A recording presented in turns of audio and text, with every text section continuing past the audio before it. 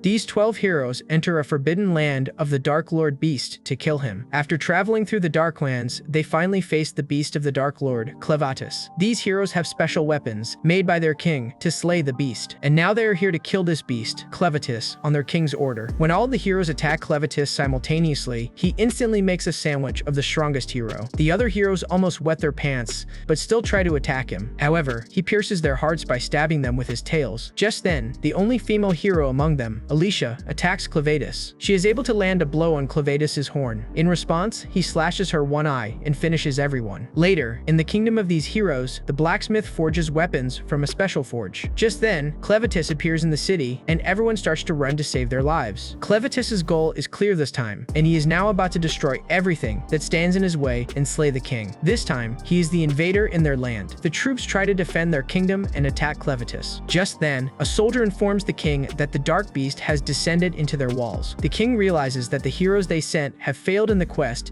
and orders all of them to seal the forges because they cannot let the fire of their kingdom be extinguished. On the other hand, Clevatess destroys everything and kills the soldiers. While killing them, he realizes that these people are no match for him, which means the thing that made a difference in those heroes was their weapons, as that red sword did scar his horn. Meanwhile, the king seals the forge, but just then everything crumbles because Clevatess appears and kills all of the soldiers who are trying to starve him. The king gets shocked, and Clevatess realizes who this person is. Clevatess, by judging his lavish clothes, realizes that this is the king of the humanoids. The king gets shocked and asks him how he knows their language, but Clevatess tells him to choose his words wisely because his answer will decide the fate of humankind. Clevatess tells him that he plans to annihilate not just their kingdom, but all the other nations and populations, because it would be insufficient to destroy only their nation, as human nature will remain unchanged after them, and other nations or kinds will invade his domain. He then asks the king the question of what he wanted from his death, but the king refuses to tell him, saying he will not understand this ever. Just then, Clevatess cuts off his head. Now, after destroying the whole city, Clevatess walks away, thinking he should make a heart to annihilate the humanoids alongside him, but while leaving, he notices a baby crying. He ignores it, but just then the woman, who is under the rubble and was holding the baby, requests him to save the little baby. But Clevatess thinks that maybe this girl is blind and tells her that he vowed to eradicate all the humanoids, and she should only blame the humans who have hidden their kingdom for this baby to be born here. But the girl tells him that a baby cannot pick his time or place of birth, and requests him to save this baby because they do not have anything to do with this. As people did wrong with him, this does not mean this child has to bear the weight of their sins. As Clevatess is cautious that this boy, when reaching adulthood, will also raise his sword and oppose the Dark Beast, he still asks the woman if she believes that the baby deserves a chance to live. Then he says the baby should prove this instantly, but the woman is about to die, and she tells him that she cannot prove it, but she guarantees him that one day this baby will prove his worth. And again she requests him, finally, before losing her last breath. Clevatess thinks for a second and takes the baby with him. He remains unconvinced, but still, as a human life form, it is a moment for him. He decides to wait for him to grow and prove himself. The continent of Ethia is inhabited by 5 humanoid races. The first are the Duns. The second are the Orgites, who live in the forest and are experts in hunting and medicine. Third are the Saladins. They are expert swimmers and shipbuilders. The fourth are the Bandits, who are barbarians inhabiting the land. And the fifth are the Haiden, who are the oldest group of the humans and master blacksmiths and crafters. Haiden is a small nation located deep in the mountains,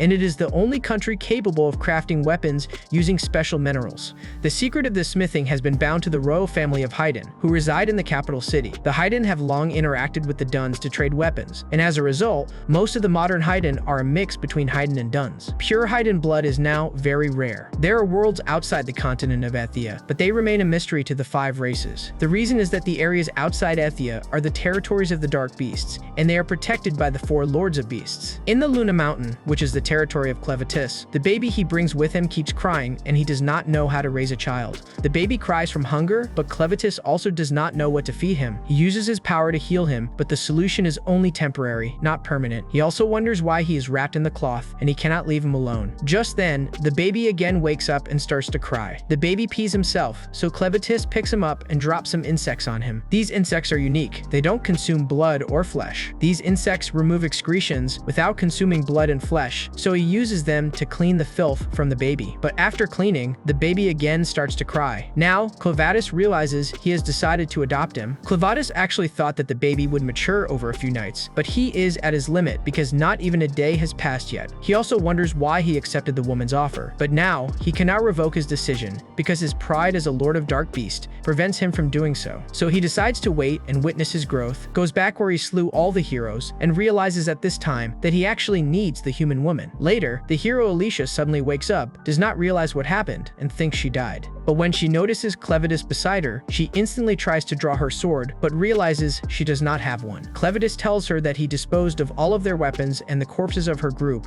and that they are now deep under the valley. And he tells her that he revived her because she has her uses. He also tells her that she can no longer live as a living humanoid, but is now a risen dead, reanimated by the dark Inkor. Death now runs through her body. The hero does not get what he's trying to say, and is surprised that the Dark Lord can talk just like them, but she does not understand his words like dark and curse and revived. When she notices that her left leg feels like it was severed from her body, she remains confused and does not realize whether she actually died once or not. But meanwhile, while she is thinking this, Clevatess tells her that he will say it plainly. He actually needs her jingles bells. This instantly shocks Alicia. She gets shocked that, actually, the Dark Lord of Beasts asked for her bosoms. Clevatess orders her to spawn the hunger and feed it immediately. Alicia realizes she cannot control her body, and her hands start to move on their own and remove her armor. Clevatess brings the baby and orders Alicia to feed it at once. Alicia tries her best and refuses, but he still forces her after he asks her why she is not producing maternal liquid. And Alicia shouts at him and tells him that she cannot, because not all women can produce. Clevatess does not know this and thinks she is incapable of feeding. But Alicia tells him that only a mother who gave birth can do what a baby needs. She feels shameful that she cannot become a hero and has had her dignity stripped away, and she asks Clevatess to just finish her. Just then, Clevatess gets angry and tells her that his dark anchor runs through her veins now, and it will deny her death even if she seeks it. The baby again starts to cry, and Clevatess tells Alicia that his power allows him to restore its vitality at any given time, but it cannot end its hunger. Clevatess ignores all of Alicia's other questions and tells her that he plans to raise the baby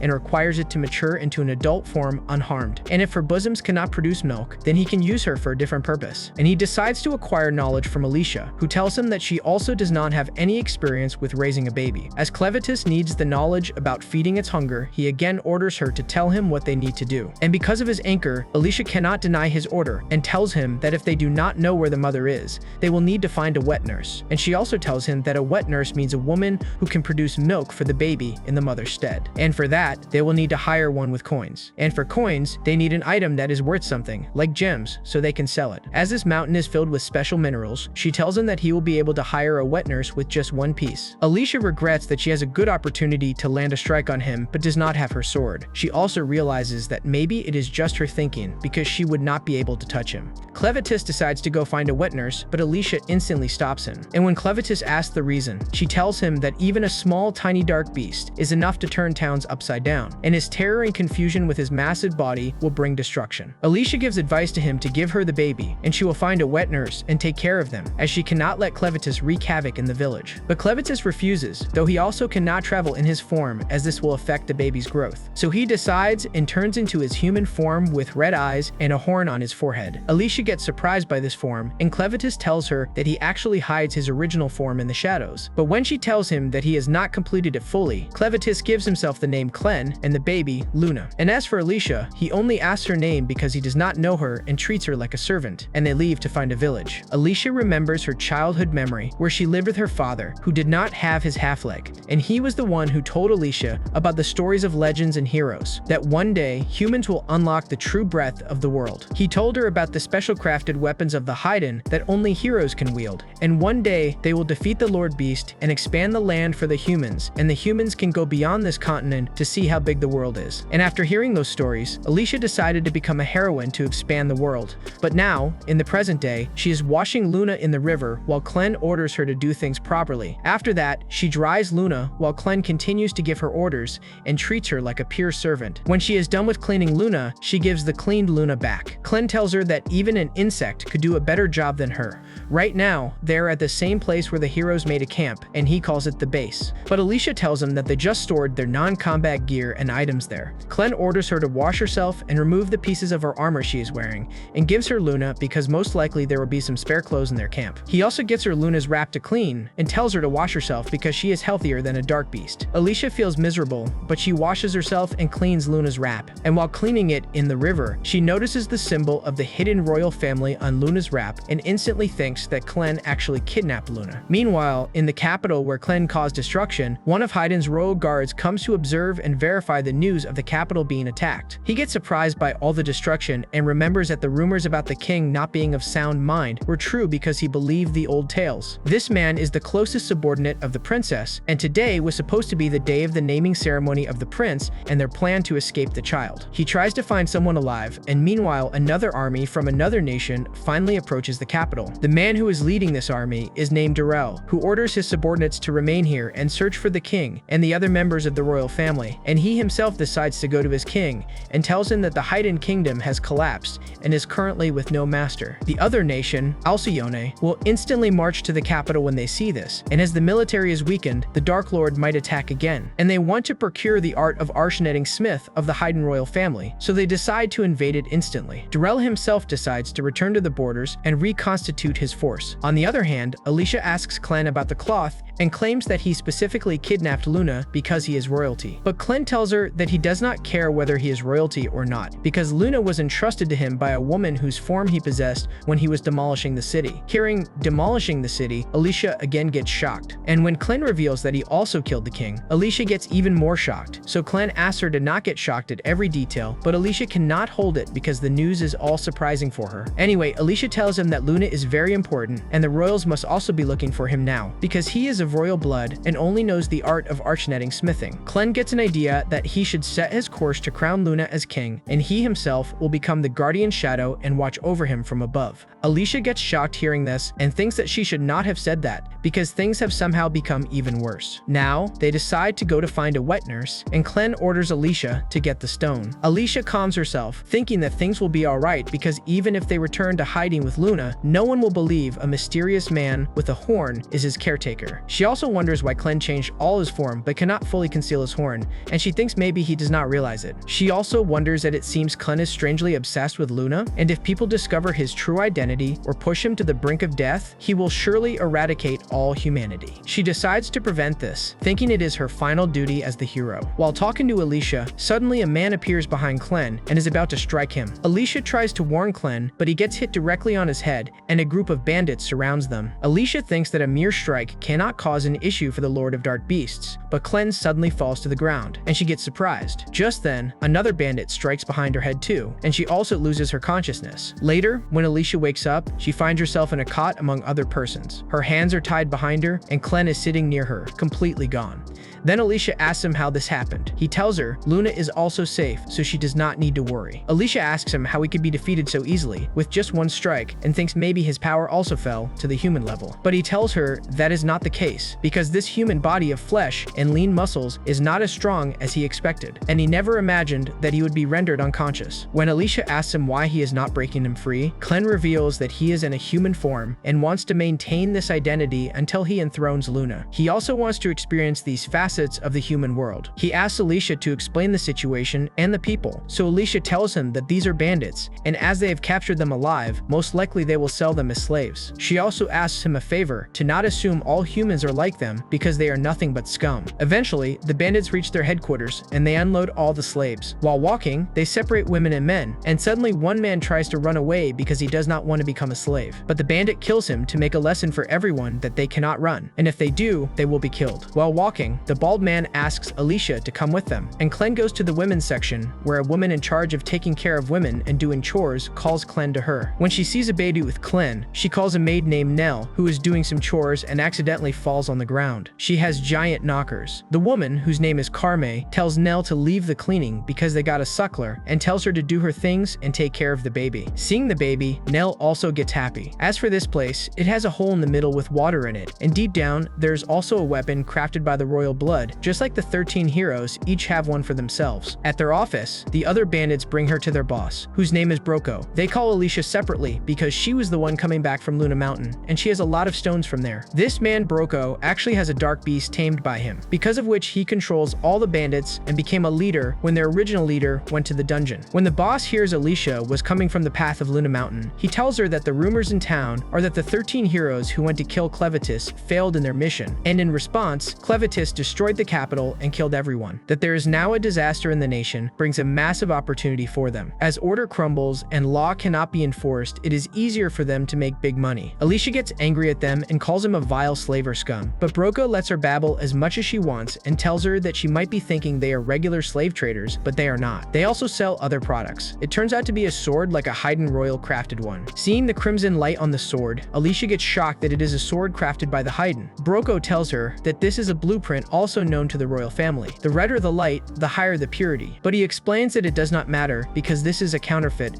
which means he is selling fake magic swords. These are just ordinary blades adorned with a magic glimmer. Broco then shares his plan. Since Clevatess destroyed the capital, they will spread rumors that everyone in the royal family has died. With that, the prices of these blades will skyrocket. They can make as many of these counterfeit swords as they want and sell them for extremely high prices. As for the weapon Reglesia, the purest sword fought with by the king himself, its price will be beyond imagination. The Reglesia is the only weapon bestowed only upon heroes chosen by the king. There are only two ways to get one: either become a hero or take it from a hero. And the simplest way is to take it from the body of a dead hero. But since the heroes died in the Dark Beast territory while battling the monster, exploring that land without knowing the exact location has become nearly impossible. Finally, he comes to the main point and tells Alicia that he knows there was a woman in the hero's party sent by the king to kill Clevatess. The stones she was carrying, which are extremely pure and now impossible to find in human lands, cannot be a coincidence. On top of that, her well-built physique gives off a different aura. Yet, she has no armor or weapon, and still, she stands fearless, not even flinching before his monster pet. To him, it all means only one thing: she is the hero. But Alicia stays silent and does not answer. Broco warns her that if she had the weapon with her, he would have killed her instantly. But since she doesn't, he needs to know the location of it.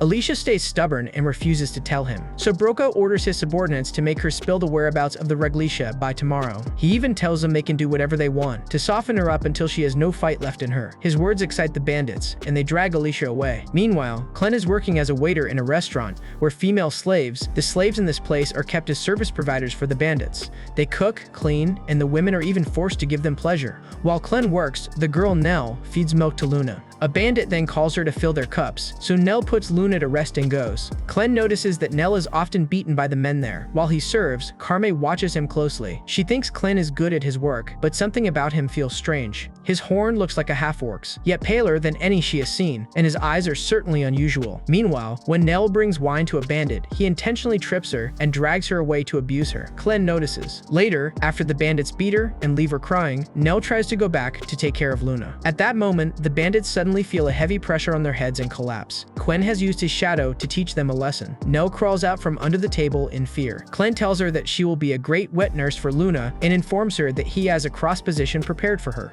While Nell feeds Luna, Clen asks her to tell him what manner of human she is. Nell says she was born here, but does not know who her father is. She had a mother but barely remembers her face, only her back. Her mother was also a slave, and because of that, Nell went through the same suffering she faces now. Back then, Nell could only hide and watch. When she turned 12, her mother went away. She does not know if she is alive or dead. She kept hiding, but whenever men found her, they beat her, punching and kicking her. Because of this, she lost some teeth and can now hear only from one ear. That's when she realized her mother had been protecting her all along. She lived like an animal, but once she joined the crime group, things became better for her. Carmi decided to take her in and taught her how to handle things. Nell tells Clen that she cannot be as good as Carmi and that she is missing teeth, but life is better now, and they even gave her a job. She can even feed babies because she has a lot of milk. Clen recalls what Alicia said about only mothers who gave birth being able to produce milk, so he asks Nell where her children are. Nell answers that they are gone. All three of them died after birth. Clen realizes she experienced 3 failed births. Nell blames herself, saying she failed them. When it happened, she felt all the light leaving her life and her body sinking into the dirt. But one day, she opened her eyes and found a baby drinking milk from her. She never knew whose baby it was. But when the baby wanted to leave, Nell realized she could not die, or else the baby would suffer. She decided to live a little longer so she could feed it. From then on, she fed different babies each day, even a dark-skinned one-in-one with a horn. She never knew where they came from or where they went. In the same way, she fed her second baby and then her third, but she kept on living because there were always other babies who needed her milk. Clen tells her that she has his gratitude. He asks her to join him and appoints her as Luna's wet nurse. He says he does not put faith in humans, but he sees no reason not to give her a chance, especially since Luna seems fond of her. He asks again if she is willing to become Luna's wet nurse and leave this wretched place with him, but Nell says it is too sudden. She thanks him for the chance, but as she's a slave and has to care for the baby, she refuses and leaves. Meanwhile, the bandits take Alicia, tying her in chains. While crossing a bridge over water, she notices a man preparing to dive in while his wife stands behind him, frightened, praying for his return. The bandit explains he is going to try to retrieve the Reglisha sword from the water. The man jumps in, but Alicia senses the presence of a dark beast. Moments later, water beasts surge out and swallow the man whole. Alicia feels guilty for not being able to help. The bandit then says this water holds a Reglisha beneath it, the weapon of the hero who once fought the water beast. The Reglisha was specially made for underwater battle, but the hero lost and died, leaving both the weapon and the beast still lurking in the depths. Then, they force her to keep walking. Alicia notices another man on the far side of the bridge, and suddenly an idiot jumps in front of her. He is blind, relying only on smell and sound to sense people and their emotions. Just as he is about to rip her clothes, Alicia remembers what Clem told her, that she cannot die. She dislocates her own shoulders, pulls her arms free, and grabs the blind man, throwing him off the bridge. The bridge collapses, and both Alicia and the blind man crash down onto the rocks. The blind man dies instantly, but Alicia survives, though she is badly injured and unable to move. As she struggles to regain consciousness, her blood begins to rise into the air and takes the form of Clevatess. Alicia is shocked and asks why he is here and why he appears so small. Clevatess explains that his size is determined by the volume of the dark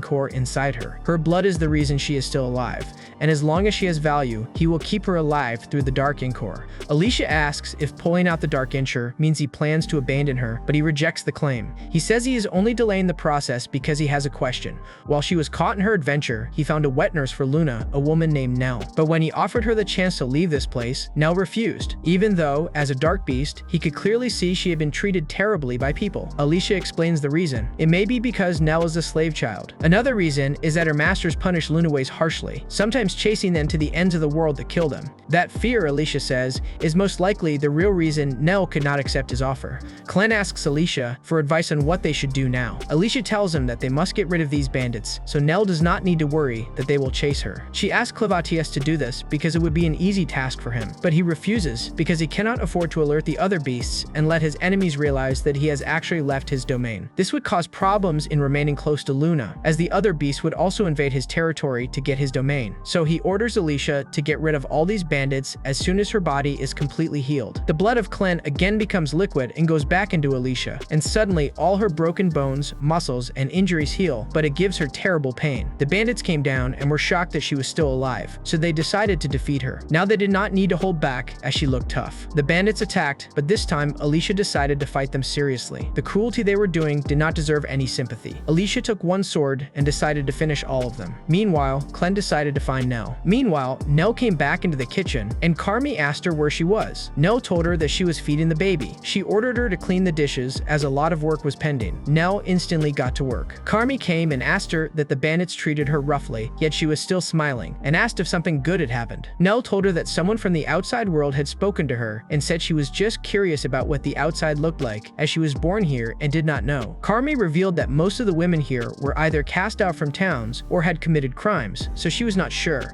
but they probably had a bad reputation outside. Carmi instantly asked her why she was asking such a question and if she was planning to leave, but Nell instantly refused and told her that she was just curious about what would happen if she left this place, as someone had asked her if she wanted to come with them. Broko passed by and heard their conversation. Carmi instantly got angry, and when Nell told her the slave asked her, she slapped her and told her to never think of leaving this place. They could not afford to take such a risk because the moment they were seen as women, they were dead. That was why she was looking after her. Just when she was about to slap her again, Broko entered and Carmi instantly got scared. She tried to cover up the conversation they were having and instantly made an excuse for Nell. She asked her where the baby was, and when she told her he was in the stable, Broko told her to leave him there and called Nell with him. Carmi's face turned pale, and she tried to stop her, but Broko's glare stopped her. Nell did not realize what she was about to go through and kept smiling. Clem then enters the kitchen and, seeing Luna, Carmi tells him that there is no milk for them anymore. The girl who could give it is gone, as she did something foolish. Clem then asks her to elaborate, and when she tries, she gets angry, but his eyes scare her. Meanwhile, Broko takes Nell into the basement. Nell keeps asking him where they are going,